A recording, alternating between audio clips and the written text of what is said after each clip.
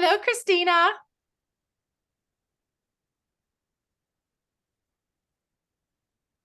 Here comes Fred. So now, Allie, what are we preparing for NCM? Do we have a slide deck or anything, or what are we doing? Yeah, I think Fred has a quick slide, and then I'm happy to speak real quickly if there's time, and if not, that's totally cool too. Okay. Hey, Fred, are we going to run the little sizzle reel and then get ready for Allie? Okay.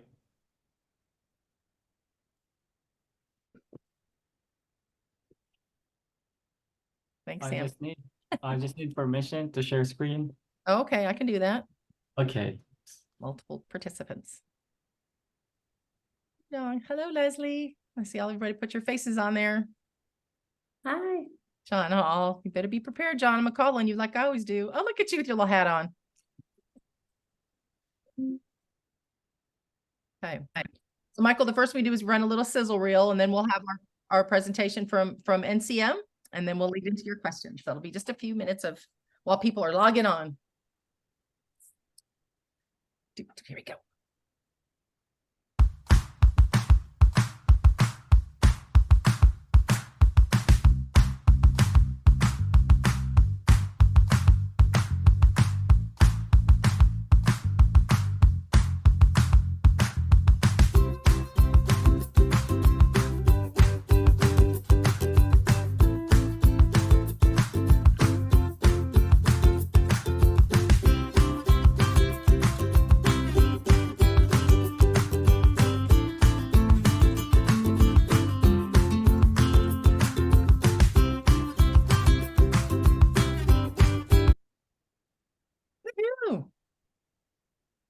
It never gets old.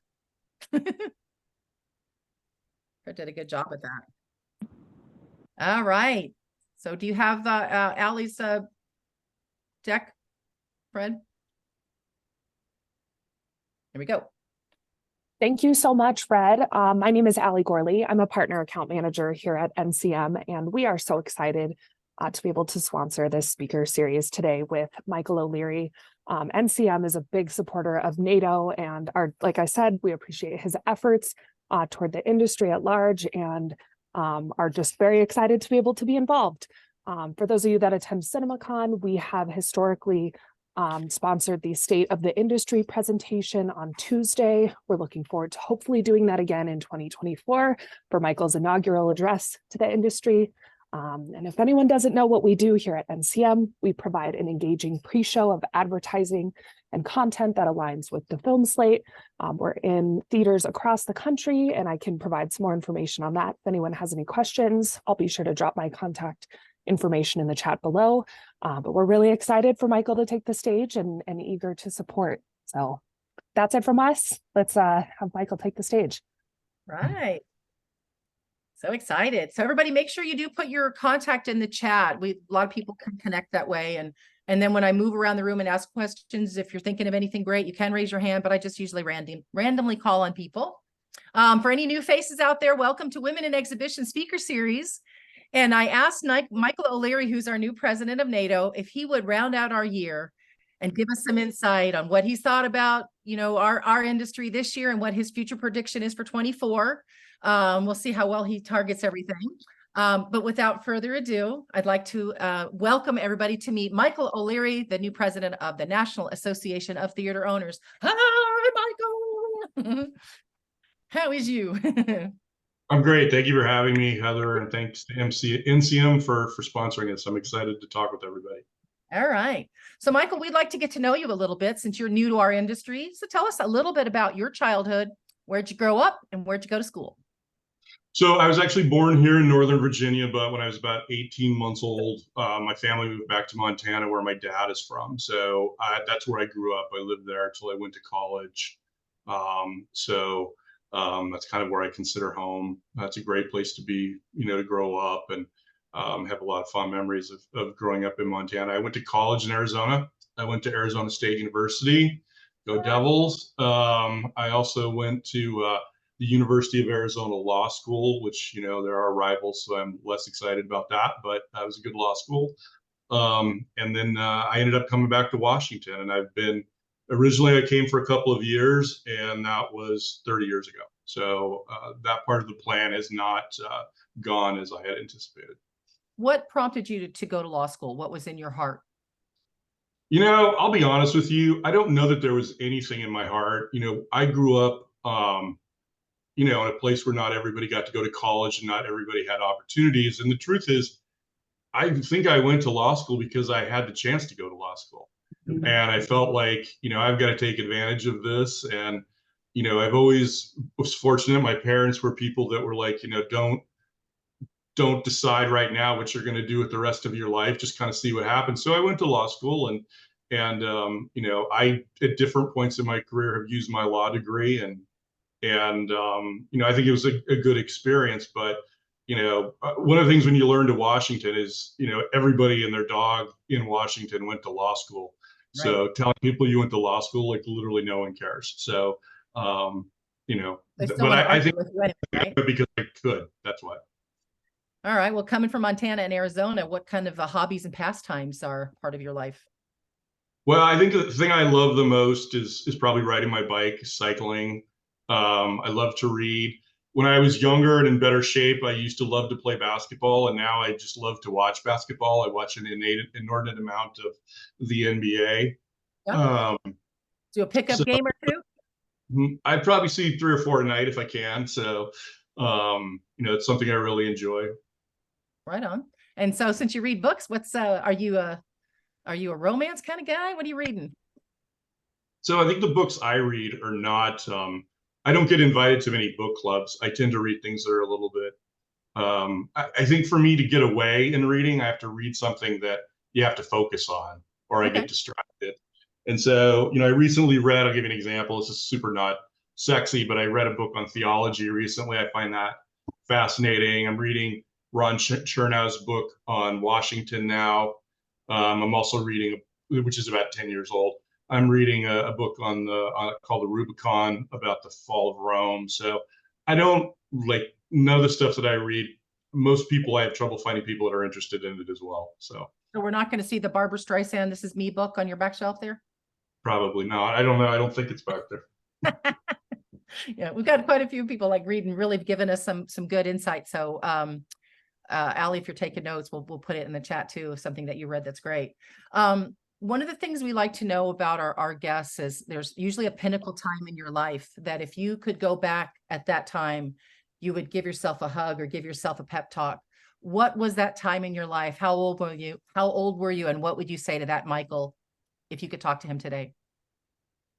You know, I think the most important thing that I've tried to keep in mind, it's something that my parents, you know, tried to instill in me. And, you know, I think when your parents say things, you hear them, but you don't really hear them. And you kind of learn as you go through life that, you know, your parents get smarter as you get older. Yep. And I think that, you know, I was always taught to believe in myself and to bet on myself and to try new things. And so there have been different points in my career where I've gone in different directions. And they've always paid off. And in a couple of those instances, I had to kind of go to the back of the food chain and start over. And, you know, as you get older, there's trepidation with doing things like that. You have more responsibilities and things like that. And, you know, I think this is a message that I try to talk to. I have 2 boys. One just graduated from college. One's going to graduate in the spring. And I've tried to instill in them the same thought that, you know, the thing that's eating you up today, 30 days from now, you probably won't even remember what it was. And, you know, you have to kind of try to play the long game and not be afraid to try new things. And, you know, particularly at their age in their 20s, you know, the world is really in front of them and they could go in a bunch of different directions. And if one of them doesn't work around, you just go in a different direction. And so, you know, I think that's a piece of advice. It's funny when you work in Washington, there's all these student groups that come to Washington and you end up speaking to them and they always want to know, like, you know, what was your plan? How did you get here? And my plan was I didn't have a plan. I was attracted to working with people I was interested in and subjects I was interested in. And, you know, I feel like because of that, I've had a very varied kind of professional experience. So when you first started this career path, how has it evolved? Since you said you did a lot of start overs, take us on a little bit of a journey of your work path that got you to here. So I ended up in Washington because my last semester of law school, I did an internship in the Senate. Okay. And, by my last semester of law school, I was ready to be done with law school. So this was like, you get out of Tucson, you come back to Washington. It was a paid gig. I thought this is great. So I came back and struck up some relationships with I worked on the Senate Judiciary Subcommittee on Intellectual Property. Karen Robb was the woman who was the chief counsel. Janice Long worked there, and Dennis Burke. And, I was really fortunate in the sense that they gave me things to do. Like, this was like a real internship. It wasn't like, go get donuts, go make copies. It wasn't that type of thing. And I learned a lot, and I really kind of fell in love with the whole environment. I went back to Arizona, graduated, passed the bar, was working in a firm, and Karen Robb called me from the subcommittee and said, would you like to move to Washington and take a 75% cut in pay and work in the Senate again? So I came back and worked in the Senate and worked there for 7 years. And, I don't want to sound like an old guy, but when I worked in the Senate, it actually functioned a little bit every now and then. And so, we got some things done. And that was really how I ended up in Washington. And, I remember distinctly at some point being in these Judiciary Committee staff meetings, and I was the youngest person in the room. And then like 4 years later, I was the oldest person in the room. And so you age very quickly, I think, on the Hill. And at some point you have to decide, am I going to do this for the rest of my life, or do I want to try different things? So I ended up going to the Justice Department after working on the Hill. And, that was probably the greatest professional experience of my life. It's a great institution. There's quality people there from front to back. And I ended up taking a little bit of a turn. I started working in legislative affairs at the Justice Department, and then I went into the criminal division and prosecuted computer crime and intellectual property cases for about 6 years. Oh, and we got to prosecute, global cases, and, just it was an amazing experience. And, you get to go to federal court. You're dealing with the FBI and customs. You're dealing with foreign law enforcement. We did these, big multi-jurisdictional, multinational cases, and it was just an amazing experience. And so I was very, very comfortable at the Justice Department. I worked for a Democratic AG and a Republican AG, and just everything just keeps going, and it's just a great place to work. And I had been fortunate and been promoted and was kind of in the management track. And then I got a call from the MPAA asking me if I was interested to come work for the studios. And I wasn't. You were? Okay. Yeah, I wasn't. And, I love movies like everybody else, but I didn't know anything about the business. I didn't know what they cared about. I didn't know what the issues were. Yeah. And they kept calling me, and I went through like two or three interviews, and I just was like, I don't know anything about this. I don't want to do it. And for some reason, at some point, one weekend I was at home, and all of the reasons that the job wasn't. It's like a conference, but Don? It'll be over in an hour. Don, we gotta mute you. Mute. All the reasons that the job was unappealing to me, basically that I didn't know anything about it, suddenly for whatever reason were really appealing to me. And so, that's why I was talking earlier about making a career shift and going into the movie industry and really not knowing the first thing about it. And I spent 10 years there. It was an amazing time I had there. To be candid, I probably should have only spent 8 years there, but you make mistakes and you learn the hard way. And but I got to travel the world. I really learned about international policy. At one point, I was the head of all the operations all around the world, and so I really kind of started at the ground floor and worked my way up. And I spent, I think that's probably the place I grew up professionally. It was definitely an industry that was in transition at that point. The studios are definitely transitioning, still are, but. So that was a great experience. After that, I took a year off, which if you can do it, I highly recommend it. And then I did some consulting, and then I went to work for 20th Century Fox working for that studio. And about 8 months after I got there, the Murdochs decided to sell everything to Disney. And so I hung out there for a few more months till the sale went through, and left of my own volition and got some more time off. And then I went and worked for the video game industry, ESA, Video Game Lobby. This was during the pandemic. They're one of the few industries that really did well during the pandemic. In fact, they're struggling now, and they did well during the pandemic. But and then I got a chance to come and do what I'm doing now, and couldn't be happier about it. It was a great opportunity, and I love being in this industry. The video game industry is a great industry, a lot of great people there, but I didn't have the same level of passion for it that I do for the movie industry. So this is a little bit of a homecoming for me in many ways. So when they came after you to talk to you about NATO, what was it? Your MPA experience? Was it legal experience? What do you think was what they were looking for? Because I know they heavily pursued you. What was, from your perspective? I think it was a combination of things. They initially reached out to me and asked me if I knew anybody who would be interested, and I gave them some names that I thought would be worthwhile. And then they were reaching out to other people, and unbeknownst to me, those other people were identifying me. Okay. And so it was this weird kind of Washington Circle thing. And, I think that at this point in my career, this is the third trade association I've worked for. Yep. I've worked in a lot of high profile, high stress situations, which I think is helpful when you're managing a trade association. And Yeah. I just kind of feel like at this point in my career, over the last few years, I always like to say the game has started to slow down for me. Like, I see things more clearly, and I've been through so many different things that I appreciate that you can work your way through difficulties regardless of what they are and where they come from. And I just think it was kind of a good mix. I think it was a good mix for the industry in terms of where my skill set was, in terms of my maturity and my experience. And I also think it was a good mix for me because, I mentioned earlier, I loved working for the video game industry, but it wasn't a challenging job. Okay. And I was looking at the fact that, am I going to finish my career not being challenged? And that's not a great, some people say that's great, just keep cashing the checks. But other people would be like, I want to be challenged when I go to work. And so I just think it was a confluence of a bunch of different things that kind of fell into place. So how would you describe your leadership style? Well, I think at this point, I don't have a lot of rules. I treat everybody like an adult, and I don't like to be surprised.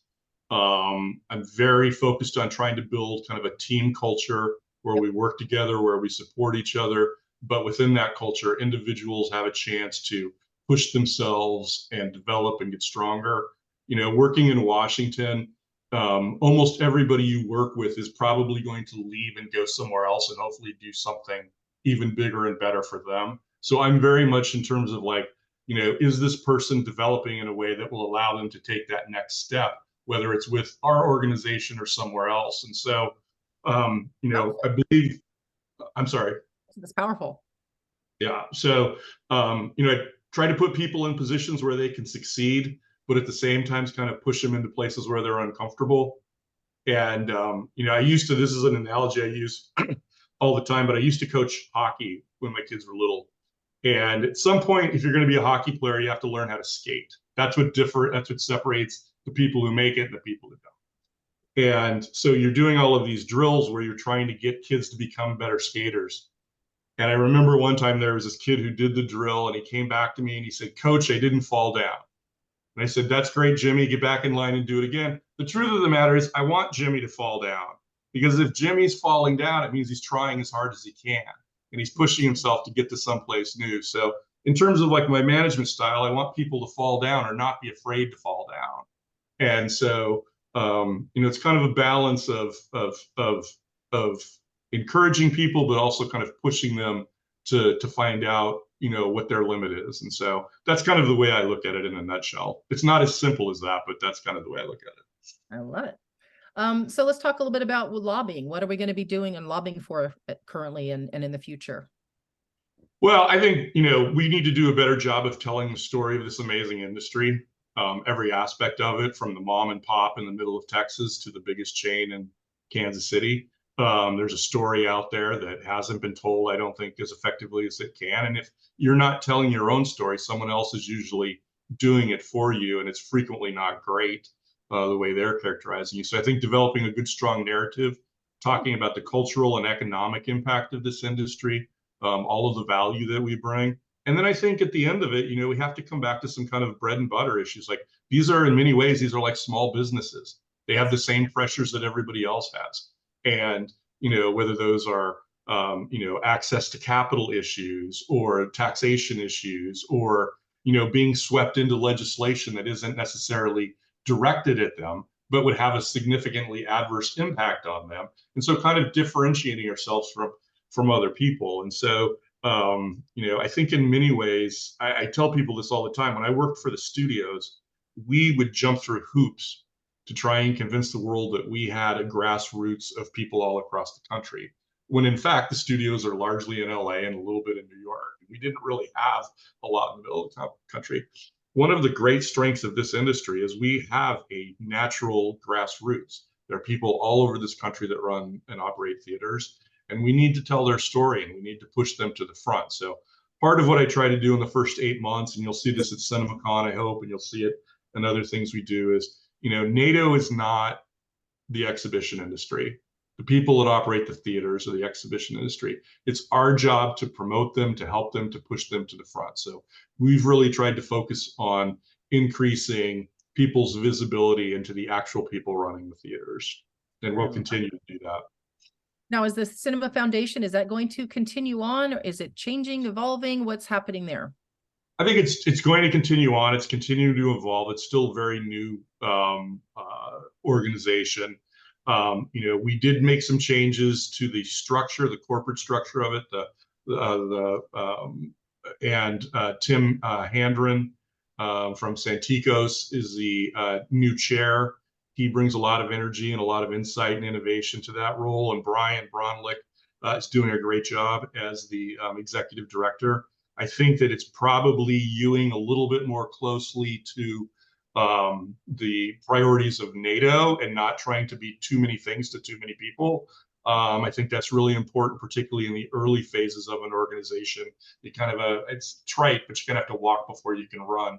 And so that's kind of the thought process there. And what about Cinema Day? Now, is it National Cinema Day, correct? Is that still going to exist? Is that going to evolve and change?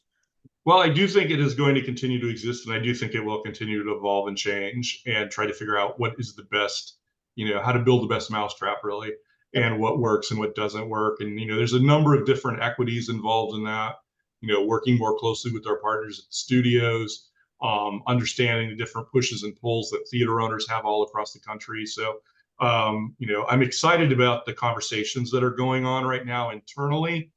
Some of those are challenging and difficult conversations, but I think it's important to have those conversations and see what the end result looks like, because I do think that there's value in celebrating the act of going to the cinema or going to the theater. And I'm hopeful that we'll be able to continue to refine and develop that as we go forward. Absolutely. Well, okay, so we talked a little bit about some of the challenges. What, from your perspective in moving forward, now we've got through COVID, and now we just got through the strike. What are some of the challenges and how is NATO going to address them? So, I think the challenge is obviously the short-term challenge with the strike, which is going to make the first, 6 to 9 months of 2024 less than terrific. Yeah. But, one of the things that we've started to do even before the strike ended, but when it looked like the strike was going to end, is talk to the media about the fact that, this too shall pass, and don't lose sight of the long view. Every time something happens to this industry, the media kind of treats it like it's an existential threat, and they can't all be existential threats. And I think if you look at what the industry weathered with the pandemic, this pales in comparison to that. Is the timing bad? Absolutely. Does it kind of hurt the momentum of 2023? Of course it does. But at the same time, if you look at 2023, you learn two things that are important that will sustain this industry going forward. One is the enthusiasm of the public to come back to the theater, the different types of things that you saw throughout 2023. And the other is, I think, a commitment of our partners in the creative communities and in distribution to put movies into theaters. So, the number one problem that we face is the sheer volume of movies that are available for people to go see. Having said all of that, 2025 is going to be the other extreme. We're going to have a ton of stuff in 2025. So, that's a short-term challenge. Obviously, access to capital. Heather, you mentioned that the pandemic was over. I think the health and safety part of it's over. I'm not sure the economic part of it is over. And we've kind of within NATO have looked at that as probably going to take 2.5, 3 years before that economic situation related to the pandemic is perhaps behind us. And I think we've got to do, there's some kind of more practical things that I think about. I do worry about the future of small and medium-sized films, how we market those. I think there's definitely an audience out there for them, but we have to do more to drive those people to the theaters to see them. And I think there's, it's somewhat related, but it's slightly different. I think there's on the consumer front, there's a little bit of confusion or uncertainty about the windows. If you want to go see a movie in the third week, is it going to be there? So I think that there's a sorting out obviously going on across the industry. It's not just in exhibition, it's in the studios, it's in the creative community, it's everywhere. And we're still kind of feeling our way through this. But at the end of the day, my objective is that when we get done with this period of sorting, it's clearly established that there's a place for theatrical at the forefront of the entertainment space for years to come. So that's kind of, the way we look at it. And we're trying to make the most of this time and really kind of plant a flag on behalf of this industry. I thought it was kind of interesting that I saw Disney is now playing in a theatrical run in some of the movies that went straight to streaming. I thought that was kind of cool. So how do you approach maintaining the partnerships between the studios, the distributors, and the other stakeholders? Well, I think, one thing I've learned throughout my career is that, in many instances, success can come down to relationships and how you conduct yourself and how you treat people. And, that was certainly, I'll give you an example. When I was a prosecutor, I can't tell you how many cases that we were able to get across the finish line because our agent from the FBI knew a counterpart in England and could pick up the phone and make things happen. And, I learned some valuable lessons. You could be 100% right, but if you can't connect the dots, it doesn't matter. And so I think a lot of it goes back to how you treat people. I've spent a lot of time in LA in the last year talking to people, not just going to their offices and talking to them, going out to dinner, having drinks, getting to know them as people, letting them understand the way I operate. I'm pretty transparent. I'm pretty direct. I don't take disagreements personally. And I do think, frankly, the fact that I worked in the studio environment for a number of years allows me to kind of, I wouldn't presume to know what other people are thinking, but it allows me to understand kind of that mentality in a way that if I hadn't worked there, I might not necessarily understand the pushes and pulls that they're dealing with.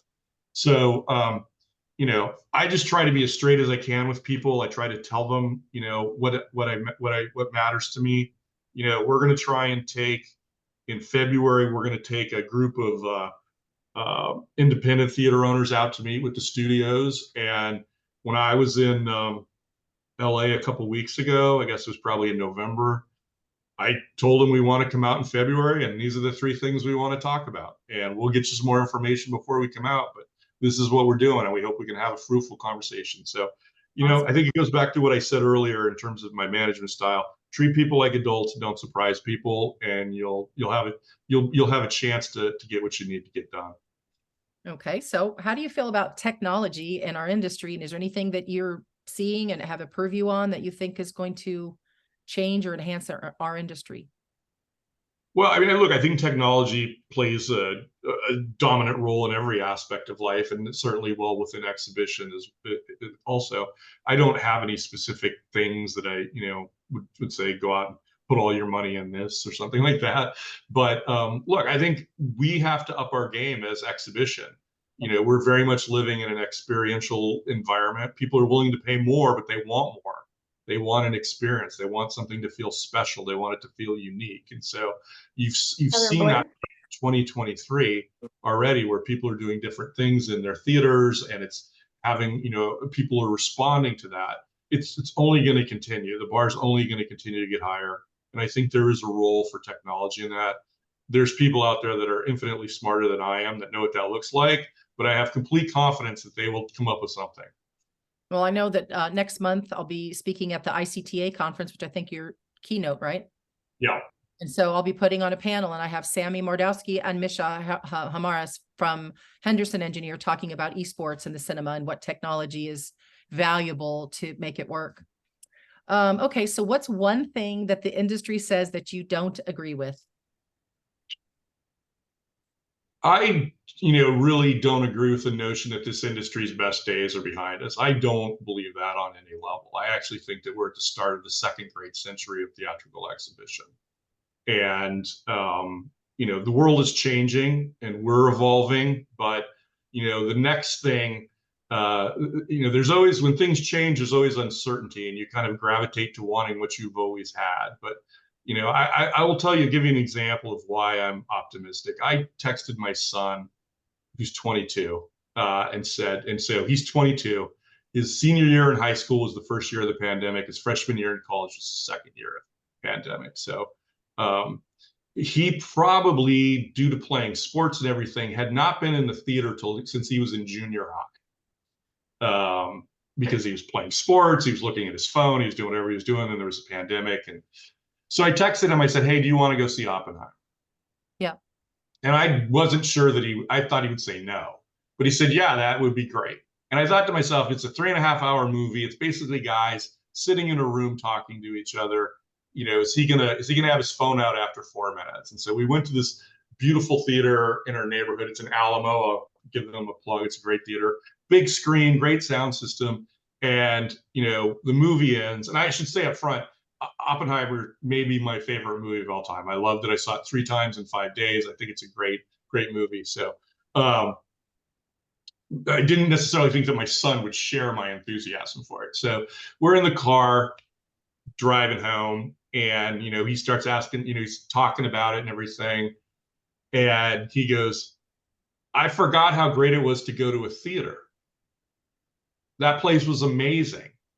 The sound was amazing. The screen, the projection, everything was amazing about it. And I thought to myself, that's like there's somebody that we can talk to and create another generation. Now, he watches stuff on his phone, which I don't understand. He does all of the things that young people do, but he went to that experience. And I don't know that he necessarily had any preconceived notions about it. I kind of think he was just, I'm going to humor my dad and go to the movie with him, and I'm going to get a pizza out of it. But he was in there, and the experience kind of moved him, right? And so I think that when you remind people of what a unique experience it is, I think that's special. And so I just don't agree that that our best days are behind us. I don't believe that at all. You tell me, that reminds me, I took my daughter to see The Green Book, and I took my daughter and her boyfriend, and I took my husband, and all of them were like, "Hey, Mommy wants us to go see a movie," because her friend wrote it, and they were annoyed. Yeah. Right. And they sat there, and about half an hour into it, I was just looking at them absolutely mesmerized, and they loved being there. They loved being in the theater, and they loved the story. And it felt really good that I got them there, and how the overall experience to be in that theater and seeing such a dynamic movie. So I'm glad your son was cool about Oppenheimer. So your long-term vision for our industry is we're not going anywhere. So I think you kind of said that. And is there anything that you think that your role will contribute to this vision? Well, look, I think I have to be a tireless advocate for this industry. And that doesn't mean being Pollyannish about it. It means acknowledging the bumps that are in front of us. And when we talk internally, pointing out things that we could do better. And, but we are very much focused on a strategy of engagement in the advocacy space and in the communication space, and looking for opportunities to be out there and talking about things. They're not all going to be home runs. You can do some small things and they add value. Like, I'll give you an example. We put out a statement today about the National Film Registry, which was released by the Library of Congress. It's 25 films that are added every year that are kind of, important to American culture and all of those different things. And, it was picked up. And it's just an opportunity for us as theater owners to say, hey, this is important to the culture of this country, and we're excited to be a part of it. And so we applaud the Library of Congress We applaud the people that are putting these movies out there. I'm on the board that makes recommendations, as is Joe Masher, who I'm sure many of you are familiar with Joe. Yeah. And, you know, it's great for Joe to be quoted in Deadline talking about how this is an important cultural moment when we do things like that. So, you know, all of these things kind of add up. One of my favorite lines from my favorite TV show, The Wire, is when Lester says, all the pieces matter. And I believe that, like, everything matters. You kind of put it all together, and then you step back from it and you say, oh, we've got something here. So that's kind of my role, I think, is to try and orchestrate that and drive that to the best of my ability. I love it. So y'all be prepared for your questions. And now I do my quick fun. This is where we get to know the fun side of Michael. Okay. Ah. So Michael, you could have dinner with 3 people, dead or alive. Who would you choose? I would choose my 2 sons and my grandfather because they didn't get to meet him. Wow, right on. Okay. What's the most interesting thing about you? I paid my way through college fighting forest fires. Dude, that's awesome. Okay. If you could time travel, where would you go? I don't like looking back, and I don't want to cheat the future. You know, I'd probably go back to where my family, like my dad and my grandfather and all those people grew up, and kind of see that evolution. I'd like to see the people who came before me. Okay. You don't want to see your dad when he had hair. Just kidding. Okay. If your I life still had, have hair. if your life had a theme song, what would it be? Hair. If your life had a theme song, what would it be? I'll let you know when we get closer to the end. Okay. What's your go-to comfort food? Probably shepherd's pie. Wow. All right. If you could master a skill that you don't have, what would it be? Patience. Oh. Okay. Okay. What's the most adventurous thing you've ever done? Well, I mentioned it earlier. I walked into a burning forest with a shovel. So And live to tell the story. Okay. Favorite season and why? basketball season is my favorite season because it's the best. All right. Okay. Has there been a concert, a live or a performance that you've ever attended?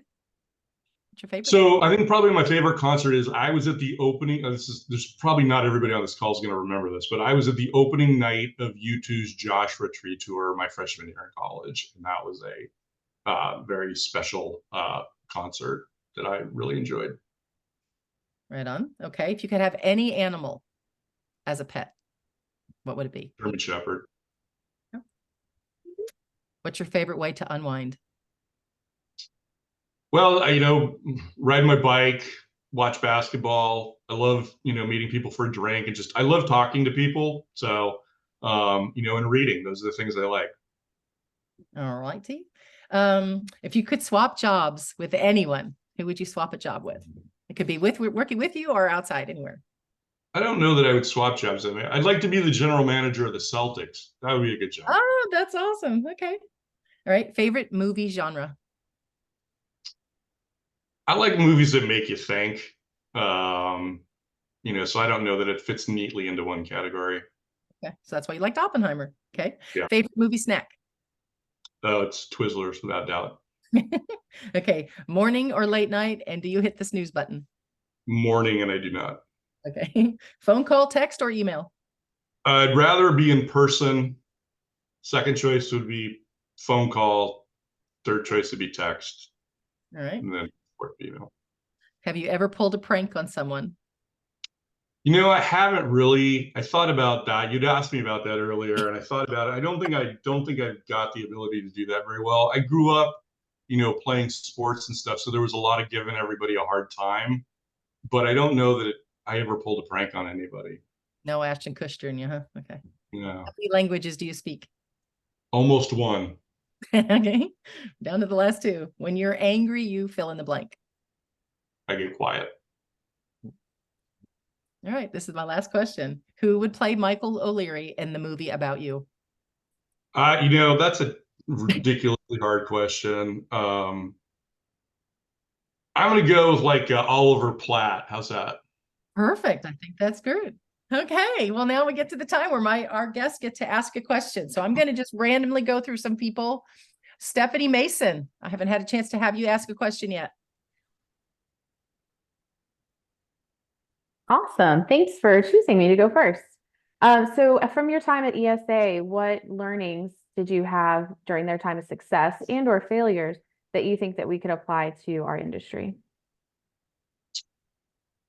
Well, it's interesting because the video game industry, in many ways, it's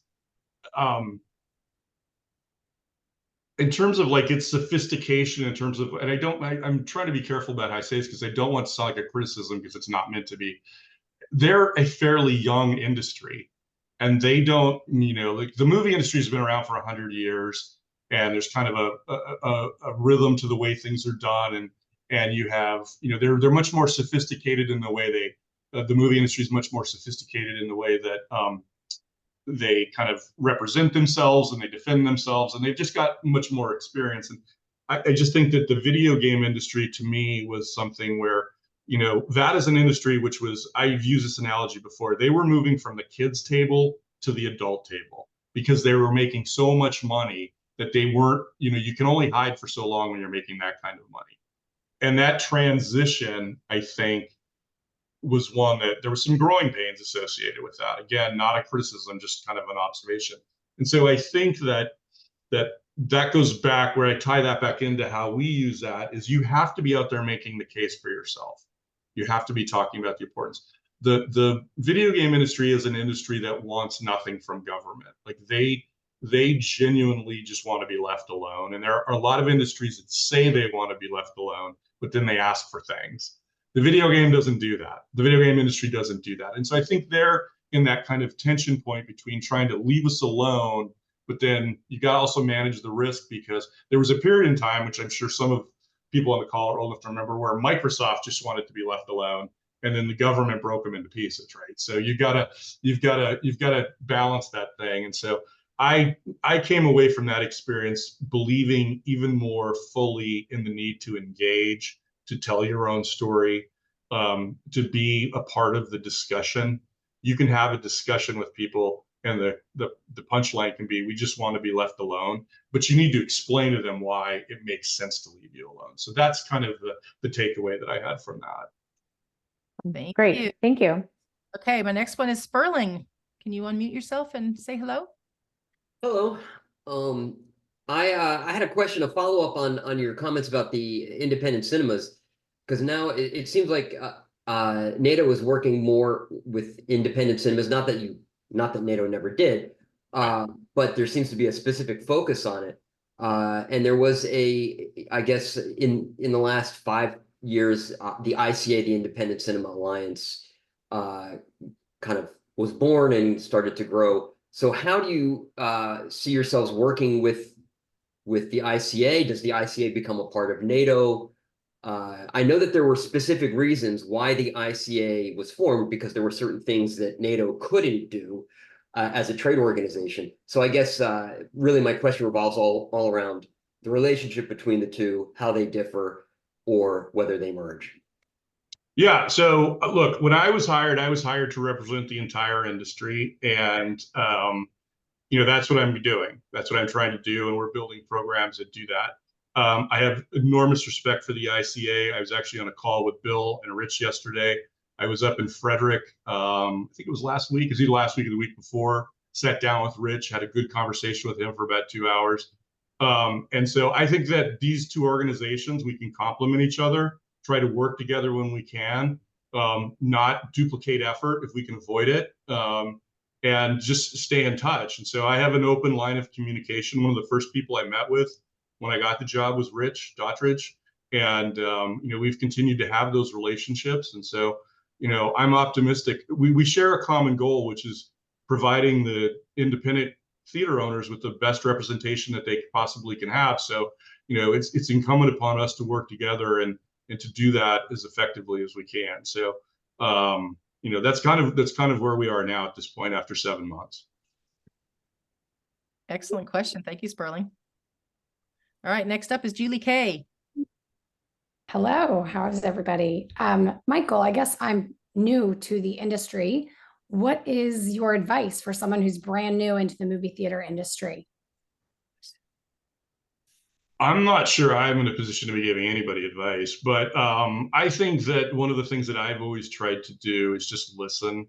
You know, when I went to the MPAA, as I said earlier, I didn't know anything about that industry at all. And I spent the first year, you know, I went to every meeting I could go to, and I tried to look around the room and say, hey, that, you know, that woman seems to know what she's talking about. That guy doesn't know what he's talking about. And I tried to gravitate to people that I thought were, you know, smart and influential from the industry. And I just tried to absorb as much as I could. The truth is, I've been trying to do that as well over the last number of months in regard to exhibition, and, you know, going all over the country and trying to talk to people and hear what they have to say. And so I think that it's always good advice to listen more than you talk. And I guess that's a piece of advice that I try to fall back on a fairly regular basis. I love Thank it. you. Okay, Christina Blummer, would you like to say hi to Michael? I had a feeling I would be in the hot seat. Hello everyone. So this isn't really a question so much is I represent the Will Rogers organization, and this is just a thank you to NATO. NATO has been incredibly supportive to the Will Rogers organization. And so I just want to thank, you know, NATO as an organization, and Michael, you and I have met a couple times, but haven't really had a chance to get into the nitty gritty. But, you know, we just look forward to collaborating with NATO further in continuing to help movie theater industry workers who need us. That is why we're here. So just a thank you and a word of sort of excitement moving forward with our relationship with NATO. Awesome. Well, you're very generous. I appreciate that. Thank you. And we've been like ships passing in the night. We've like Yes. a lot of flyby conversations, but we never actually sat down. So I look forward to doing that right after the first of the year. Cool. Awesome. Okay, I'm going to call in one of our token men who come. Jim Cook, would you like to say hello to Michael or have a question? People always go like just calling him randomly. Jim Cook? He doesn't answer. Sorry, I'm just on a call. Okay, we'll grab somebody else. John Marmo.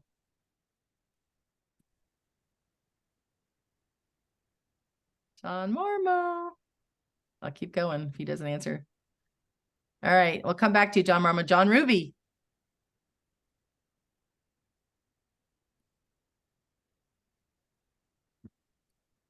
John Ruby.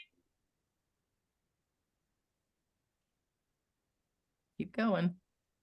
Trying. There we go. There you go. Thanks, Heather.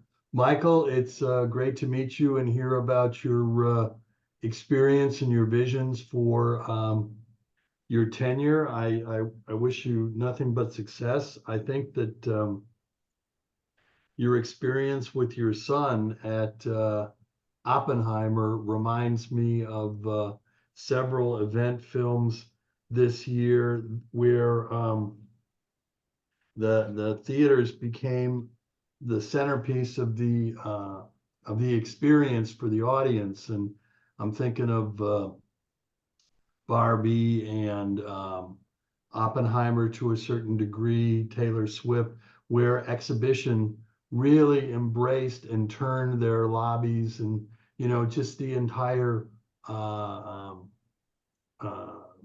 theater, including the lobbies and concessions and everything, became an exceptional way to experience and celebrate the content together. And I hope that your initiative with the Independents and next CinemaCon really recognizes that, and because it in the event space, and that's really kind of what all of us do is create event moments with audiences, and the events bring them back again.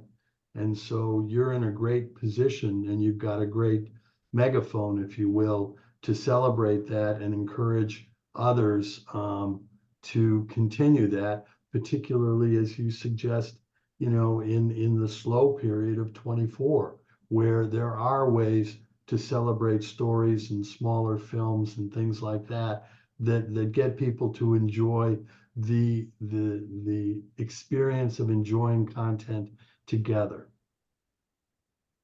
Yeah, I couldn't agree with you more, John. I mean, we've, you know, during Barbenheimer, we were very, we very much made an effort to get into that discussion specifically to talk about the things that theater owners were doing. You know, you kind of had the movies, you kind of had the viral reaction, you had all of these things kind of coming together, and we wanted to make sure that what was going on in the theaters, because that was very much a part of this kind of cultural phenomenon. That same day we were at Oppenheimer, I came out of the theater and we were standing in the lobby. I was waiting for my son to do something, and there was all of these people in the lobby, and there was a person from Alamo standing there next to me who I had seen before, and I said, "You must not like it when all of the movies get out at once." And he said, "Barbie's been done for 45 minutes. These people are just hanging out and talking to each other." And I thought, you know, that's an amazing statement about what this event was. It wasn't just going to the movie, it was seeing these other things. And, you know, we've tried very, very hard on the eventizing issue to get as many NATO members as we can into kind of the media loop. And I'll tell you one real quick story. I was at Rocky Mountain NATO, and we got a request, I think it was from the Wall Street Journal, it doesn't matter who it was from, that they wanted to talk to me about eventizing. And the time they had picked, I couldn't make it. I was actually speaking at the regional event. So what we did was we put that person in touch with 4 of our members. And my hope was that he would say, "I don't need to talk to Michael. I got what I need from these 4 people." So we kept kind of pushing him off and pushing him off. And we ended up talking to him. I ended up talking to him anyway. He had talked to our 4 members. The best part of the story is when his story came out, he didn't quote me, he quoted the 4 members. And that's the type of thing that we need to do more of and get them more involved in it. And, you know, because as I said at the very outset of this call, you know, there's a great story out there. We just need to tell it to everyone all the time. Absolutely. Excellent. Okay, we'll keep going. Just got about 10 more minutes. Okay, Arena. So you have said that you came into, you know, this industry without knowing anything about it. Do you feel that was maybe a bit of an advantage because you had, you know, experience in other things? Like, do you feel like you brought additional views that people haven't seen before? Yeah, I mean, I think it's a balance, right? I think one of the most fatal things for any organization is when the answer to the question is, well, we've always done it that way. And sometimes there's a legitimate reason you've done it that way, and it makes sense to keep doing it that way. Sometimes you're just doing it because that's the way you've always done it. It doesn't make sense. And so I think that when you bring in fresh eyes, it can be really beneficial. And I think having kind of you know, the diversity and perspective can really add a lot to whatever it is you're trying to resolve, particularly if it's a complicated problem. If 3 of us are trying to solve a complicated problem, we all have the exact same experience, the same background, we effectively grew up in the same, you know, type of environment, then we're really not going to be able to cover all of the things that we need to cover to maybe solve that problem. But when you bring in somebody with fresh eyes, or someone from a different industry, or someone who thinks of things in a different way, I think there's value in that. So I do think there have been times where me having, you know, what I call fresh eyes has been beneficial, but you got to be careful too, because, you know, as a general rule, not knowing what you're doing can be super dangerous. So you gotta balance it. That's good. Thank you. Excellent. All right, I'm gonna keep going. So we have Patricia Martin. She had a couple questions there. Hi, Michael. I have a 23-year-old son, and we've been to the movies a few times together, and he has been predicting the video game genre. So, of course, with the success of Mario Brothers and even Five Nights at Freddy's, he got a shout out for seeing that one coming. So I'm just kind of curious, given your experience, what are your thoughts about how well the video game genre has been doing at the movies this year? Well, they're doing very well this year. I mean, one of the things that's interesting to me is that Nintendo, Mario Brothers, they manage their intellectual property very closely. And, you know, the fact that they licensed it to be in a movie and then it was so successful, I think is going to be, you know, other people in that space are going to look to that and say, you know, they're going to look at that and say, can we do that too? I'm not sure that necessarily every video game lends itself to a movie. I think there's probably a lot that don't. But I also think that people want unique experiences.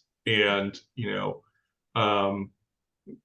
one of the things that I kind of talk about sometimes is, we may need to rethink assumptions we have about people that go to the movies and not just say, well, you're this age and you're from this background, so you're going to like this. Right. And, she's from this background, so she's going to like this. I never in a million years would have thought that my son would have enjoyed Oppenheimer to the degree that he did. And that's on me. That's not on him. That's on me. Right. And so I think that there are audiences out there for all kinds of different things. And it's just incumbent upon the industry to figure out, how much of an investment are they going to put into reaching those audiences. Yeah, the Super Smash movie was really cute, by the way. Let's go to Thomas McCalla. Hello, Michael. Nice to see you. So going into next year, I mean, you're going to be opening at the ICTA, and you're bringing people to the studios in February, leading up into CinemaCon. What's your vision of what you would like to see happening as you're going into CinemaCon? So we've had a number of internal discussions, and I'd like to take. I think CinemaCon is an amazing week, but I'd like to spread that out. I'd like to build up to it. I'd like to get more people talking about what's going to happen. And then on the back end of it, I'd like to extend it out. And so we're talking about ways to do that. One of the things that I really want CinemaCon to be is a celebration of theater owners. And we're going to do some things which hopefully will highlight that, get those stories out there. And, we can do more than one thing at a time, right? We can celebrate the studios. We can celebrate the creative people, and we can also celebrate the members of NATO. And that's really where the focus is going to be. So we're in the process of putting together a communication strategy for the first half of next year. That would encompass the time that CinemaCon is going on. We think that CinemaCon is an amazing event that we could probably maximize and get more value out of in terms of telling the story. So I can't really give you any specifics right now, but we are talking about it. We've had a number of meetings, talk to Mitch all the time. Our communications team is working with his group, and I feel good about the direction we're headed. There's a lot of work to do. It's going to be on us pretty fast. Well, we've been a supporter of NATO for quite some time at CJ Summit and Cellular Junkie. So anything we can do to help, let us know. Thank you. Thank you so much. Okay, so I'm going to have Lisa and then Tracy Huey. So Lisa, you please say hello.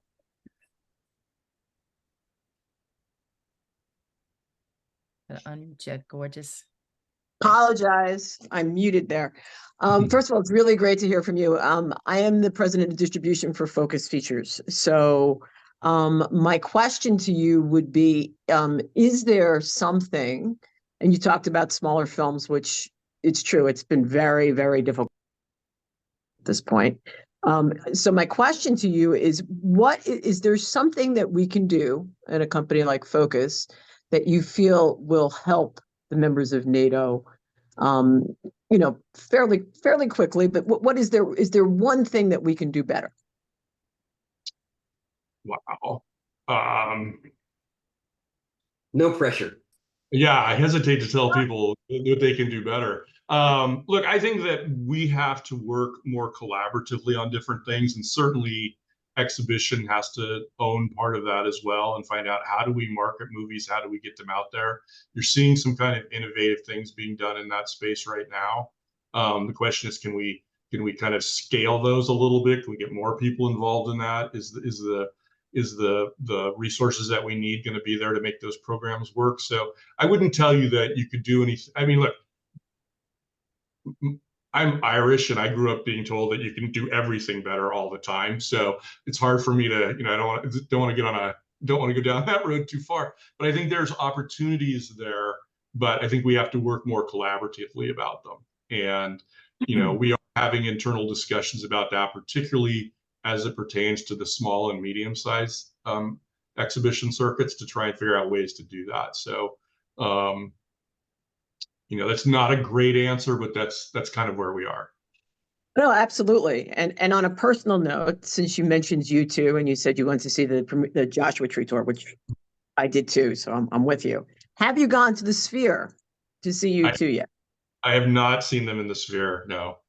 You should go, and it's actually, you should go to the Sphere for a lot of reasons. They do play some from, it's mostly Octung, but they do play a few Joshua Tree songs. So if you're, but for the technology, all kidding aside, the technology of the Sphere is amazing, and it's something that we should all look at for the future as far as as far as exhibition goes, because it's an amazing experience, and those are the types of experiences that we need to replicate in a smaller form down the line. I did ask Mitch if we could move CinemaCon to the Sphere. Yeah, I also think Mitch should move it to March so that we could all go see you too at the Sphere. But I didn't get any more of that. Right. Lisa, thank you so much. Okay, so we got Tracy Huey, and then I'll probably take two more, and then we'll have to call it. But Tracy Huey, would you like to say hello? Hey, yeah. I'm sorry, Tracy Hanlon. I forgot. It's changed, yeah. I have a really easy question. One is, what movie are you most excited about seeing this holiday season? Okay. And what are you most excited about for next year? Well, I would say, I'm excited about seeing American Fiction. I'm looking forward to that. And the other, I'm going to give you two, because one of them is a little bit of, I'm excited about seeing Wonka. And the reason I'm excited about seeing Wonka is I was in Paris last week with a bunch of the European exhibition people, and they were all giving it rave reviews, and they're talking about how well it's going to do. And so I'm intrigued. I think Timothée Chalamet is great. I think he has that it thing that, people have. And so I'm kind of intrigued by that. And that's not, I wouldn't have necessarily predicted that 6 months ago. What am I excited about next year in the theaters or just in general? In the theaters. I would like to see Dune 2 because it's gotten so much attention and it keeps getting pushed back. So I'm kind of excited to see how that, because it's been such a prominent thing. I just want to see movies in the theaters, and that's what excites me. What excites me even more than movies in the theaters is people in the theaters. So, that's kind of what I'm looking at. I'm hoping that this dip is short-lived, and that we plow through it, and it starts an upward trajectory that rolls right into 2025. So, awesome. Okay, so I'm going to have Lucy Mann, and then we're going to end with Allie Gorley. So, Lucy, you have a couple questions, and then Allie can say goodbye to everyone. Lucy, you got some explaining to do. Okay, I got it. Okay. Hi, everyone.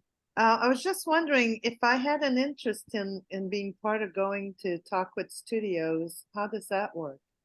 How do you get picked?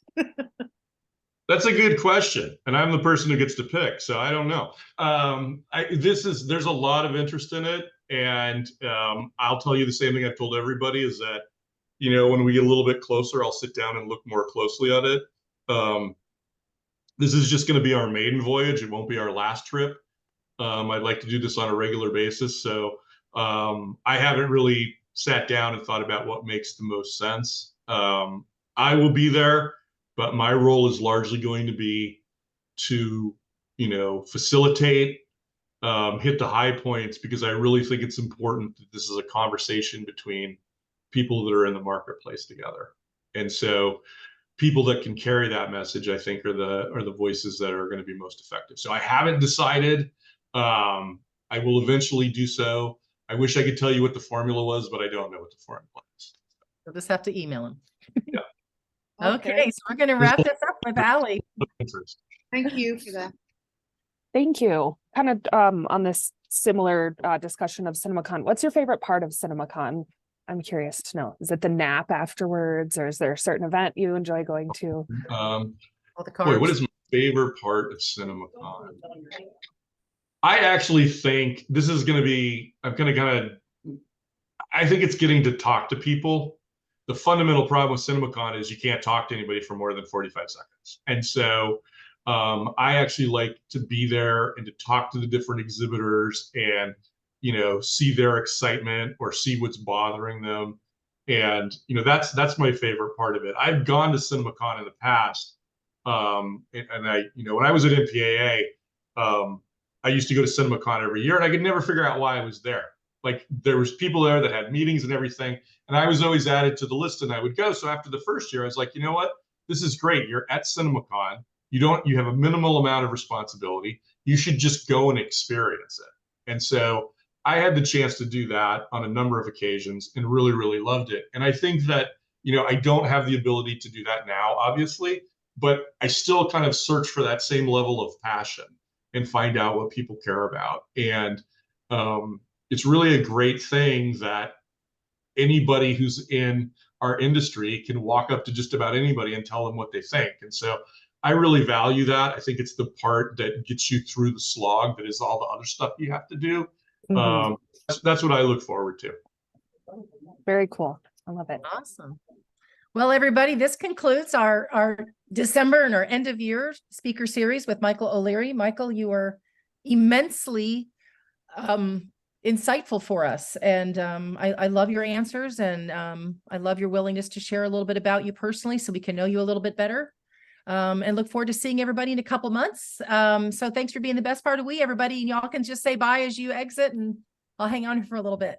Heather, thank you for everything that you do. The Welcome. year's been extraordinary, and you and Fred are awesome. Thank you. And thank you, Michael. You bet. Yeah. Thank you, Yeah, Heather.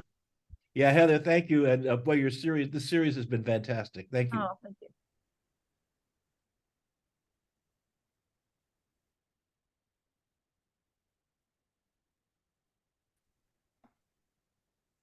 Thanks, Heather, and thank you, Michael. Y'all have a great day.